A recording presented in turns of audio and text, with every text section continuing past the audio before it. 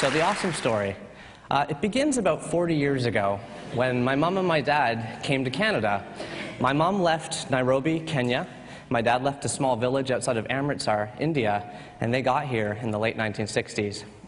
They settled in a shady suburb about an hour east of Toronto, and they settled into a new life. They saw their first dentist, they ate their first hamburger, and they had their first kids.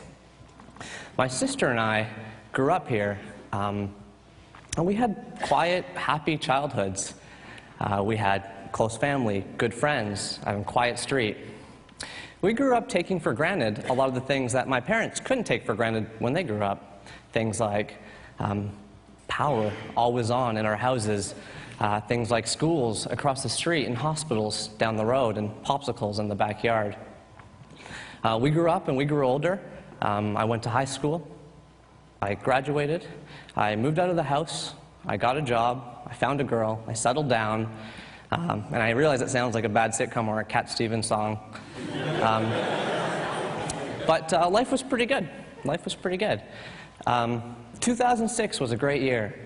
Under clear blue skies in July in the wine region of Ontario, I got married, surrounded by 150 family and friends.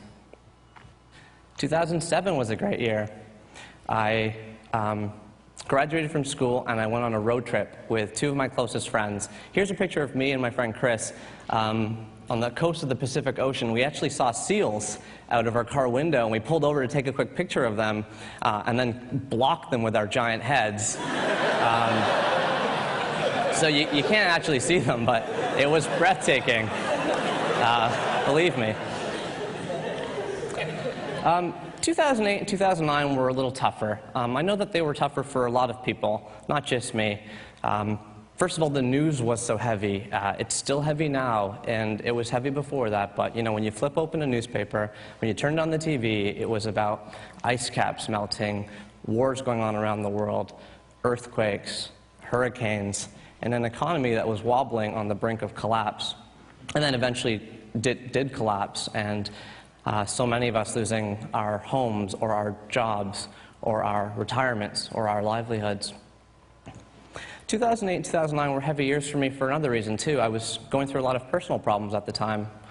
My marriage wasn't going well, and we just were growing further and further apart. One day my wife came home from work and summoned the courage, through a lot of tears, to have a very honest conversation. And she said, "I don't love you anymore." And it was one of the most painful things I'd ever heard, and certainly the most heartbreaking thing I'd ever heard, until only a month later when I heard something even more heartbreaking. My friend Chris, who I just showed you a picture of, had been battling mental illness for some time, and for those of you whose lives have been touched by mental illness, you know how challenging it can be. I spoke to him on the phone at 10:30 p.m. on a Sunday night. We talked about the TV show we watched that evening, and Monday morning I found out that he disappeared. Very sadly, he took his own life. And it was a really heavy time, and as these dark clouds were circling me, and I was finding it really, really difficult to think of anything good, I said to myself that I really needed a way to focus on the positive somehow. So I came home from work one night, and I logged onto the computer, and I started up a tiny website called 1000awesomethings.com. I was trying to remind myself of those simple, universal little pleasures that we all love, but we just don't talk about enough. Things like waiters and waitresses who bring you free refills without asking, being the first table to get called up to the dinner buffet at a wedding, wearing warm underwear from just out of the dryer, or when cashiers open up the new checkout lane at the grocery store and you get to be first in line, even if you were last at the other line. Swoop right in there. And, you know, slowly over time, I started putting myself in a better mood. I mean, 50,000 blogs are started a day. And so my blog was just one of those 50,000. And nobody read it except for my mom. Although I should say that my traffic did skyrocket and go up by 100% when she forwarded it to my dad. And then I got excited when it started getting tens of hits. And then I started getting excited when it started getting dozens, and then hundreds, and then thousands, and then millions. It started getting bigger and bigger and bigger, and then I got a phone call, and the voice at the other end of the line said, "You just won the Best Blog in the World award." I was like, that sounds totally fake.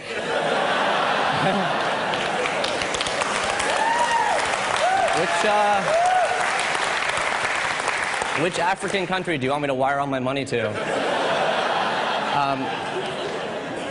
But it turns out I jumped on a plane and I ended up walking a red carpet between Sarah Silverman and Jimmy Fallon and Martha Stewart. And I went on stage to accept a Webby Award for Best Blog. And the surprise and just the amazement of that was only overshadowed by my return to Toronto when, in my inbox, 10 literary agents were waiting for me to talk about putting this into a book.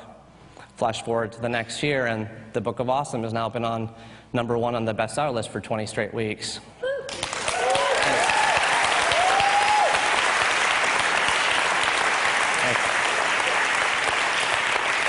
But look, I said I wanted to do 3 things with you today. I said I wanted to tell you the awesome story, I wanted to share with you the 3 A's of awesome, and I wanted to leave you with a closing thought. So let's talk about those 3 A's. Over the last few years, I haven't had that much time to really think, but lately I have had the opportunity to take a step back and ask myself, what is it over the last few years that sort of helped me grow my website, but also grow myself? And I've summarized those things, for me personally, as 3 A's. They are attitude, awareness, and authenticity. I'd love to just talk about each one briefly. So attitude. Look, we're all going to get lumps, and we're all going to get bumps. None of us can predict the future, but we do know one thing about it, and that's that it ain't going to go according to plan. We will all have high highs and big days and proud moments of smiles on graduation stages, father-daughter dances at weddings, and healthy babies screeching in the delivery room. But between those high highs, we may also have some lumps and some bumps, too. It's sad, and it's not pleasant to talk about, but your husband might leave you, your girlfriend could cheat, your headaches might be more serious than you thought, or your dog could get hit by a car in the street. It's not a happy thought, but your kids could get mixed up in gangs or bad scenes. Your mom could get cancer. Your dad could get mean. And there are times in life when you will be tossed down the well too, with twists in your stomach and with holes in your heart. And when that bad news washes over you, and when that pain sponges and soaks in, I just really hope you feel like you've always got 2 choices. 1, you can swirl and twirl in gloom and doom forever. Or 2, you can grieve and then face the future with newly sober eyes. Having a great attitude is about choosing option number 2, and choosing, no matter how difficult it is, no matter what pain hits you, choosing to move forward and move on and take baby steps into the future. The second A is awareness. I love hanging out with 3-year-olds. I love the way that they see the world, because they're seeing the world for the first time. I love the way that they can stare at a bug crossing the sidewalk. I love the way that they'll stare slack-jawed at their first baseball game with wide eyes and a mitt on their hand, soaking in the crack of the bat and the crunch of the peanuts and the smell of the hot dogs. I love the way that they'll spend hours picking dandelions in the backyard and putting them into a nice centerpiece for Thanksgiving dinner. I love the way that they see the world, because they're seeing the world for the first time. Having a sense of awareness is just about embracing your inner 3-year-old. Because you all used to be 3 years old. That 3-year-old boy is still part of you. That 3-year-old girl is still part of you. They're in there. And being aware is just about remembering that you saw everything you've seen for the first time once, too. So there was a time when it was your first time ever hitting a string of green lights on the way home from work. There was the first time you walked by the open door of a bakery and smelt the bakery air, or the first time you pulled a $20 bill out of your old jacket pocket and said, "Found money." The last A is authenticity. And for this one, I want to tell you a quick story. Let's go all the way back to 1932, when on a peanut farm in Georgia, a little baby boy named Roosevelt Greer was born. Roosevelt Greer, or Rosie Greer as people used to call him, grew up and grew into a 300-pound, 6'5" linebacker in the NFL. He's number 76 in the picture. Here he is, pictured with the fearsome foursome. These are 4 guys in the LA Rams in the 1960s you did not want to go up against. They were tough football players doing what they loved, which was, crushing skulls and separating shoulders on the football field. But Rosie Greer also had another passion. In his deeply authentic self, he also loved needlepoint. He loved knitting. He said that it calmed him down, it relaxed him, it took away his fear of flying, it helped him meet chicks. That's what he said. I mean, he loved it so much that after he retired from the NFL, he started joining clubs, and he even put out a book called Rosie Greer's Needlepoint for Men. And it's a great cover. He's actually, if you notice, he's actually needlepointing his own face. And so, what I love about this story is that Rosie Greer is just such an authentic person, and that's what authenticity is all about. It's just about being you and being cool with that. And I think when you're authentic, you end up following your heart, and you put yourself in places and situations and in conversations that you love and that you enjoy. You meet people that you like talking to. You go places you've dreamt about, and you end up following your heart and feeling very fulfilled. So those are the 3 A's. For the closing thought, I want to take you all the way back to my parents coming to Canada. Now, I don't know what it would feel like coming to a new country when you're in your mid-20s. I don't know because I never did it. But I would imagine that it would take a great attitude. I would imagine that you'd have to be pretty aware of your surroundings and appreciating the small wonders that you're starting to see in your new world. And I think you'd have to be really authentic. You'd have to be really true to yourself in order to get through what you're being exposed to. I'd like to pause my TED Talk for about 10 seconds right now, because you don't get many opportunities in life to do something like this, and my parents are sitting in the front row, so I want to ask them to, if you don't mind, stand up, and I want to say thank you to you guys.